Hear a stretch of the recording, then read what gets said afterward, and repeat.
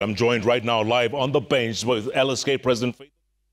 And Madam President, thank you so much for being with us. Thank you for having me. Real quick, that military deployment, there's a huge uproar over that. I mean, never in Kenya's history, or maybe since what, the post-election violence in 2007, 2008, we haven't seen military in the streets of Nairobi. Yeah. And now it's happened. And obviously there's been an uproar. Is this legal? It's highly unconstitutional and illegal. Because what we're saying by the Gazette notice that was gazetted by the Cabinet Secretary, Sias Eden Duale, what he proffered was Article 241, subsection 3B, which talks about either national disasters, which does not fall within the purview of what we are seeing.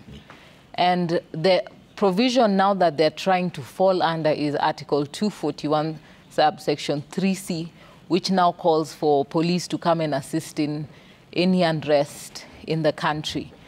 Well, you know, they're seeking the approval of Parliament after the fact. He had already gazetted, the military already on the ground, and the laws do not act retrospectively. But then again, even when you're saying there's a problem that beyond the purview of the National Police Service, it has not been declared by the Cabinet Secretary. When I agree with what Honorable Otiende Amolo is talking about, when we ask how, for what period of time this military have been deployed, it's indeterminate. When you ask what are the rankings and the number of the Kenya Army have been deployed, it's indeterminate. We're not being told anything.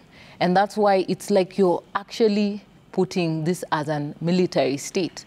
And we are saying, what are their TOR? What are they supposed to do? What are they not supposed to do? It's vague. There's nothing to tell Kenyans that. So even this purported act to try and pass approval by Parliament, there are steps that ought to be followed, and Parliament must set parameters. And the Army, the reports must be given to Parliament for how long and what are they doing, what have they since done, and when does this come to an end? So Parliament has simply failed totally on its responsibility to hold this, the Cabinet Secretary accountable and also protect the people of Kenya. And yet there's nothing the opposition can do. I mean, it passed today. Military will be deployed, or probably has been deployed right now as we speak.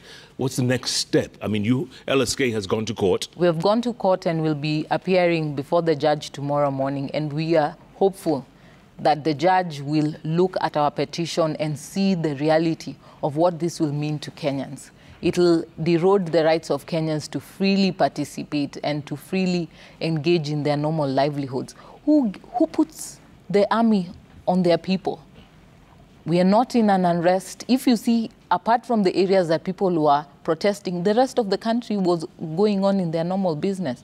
So if you want to deploy army upon your people, then you're trying to put in a military state to create fear in your people. That will not solve the problem. I think the statement for today, finally proposing to refer the bill back and raising that he will not assent to it because of the concerns raised by the people of Kenya, that starts to deal with the issue that the people are having. Trying to deploy the army, I'm sorry, that's not the way. Yeah. Madam President, I'm going to come back to the withdrawal in a little short while. First, I'd like you to watch this next story.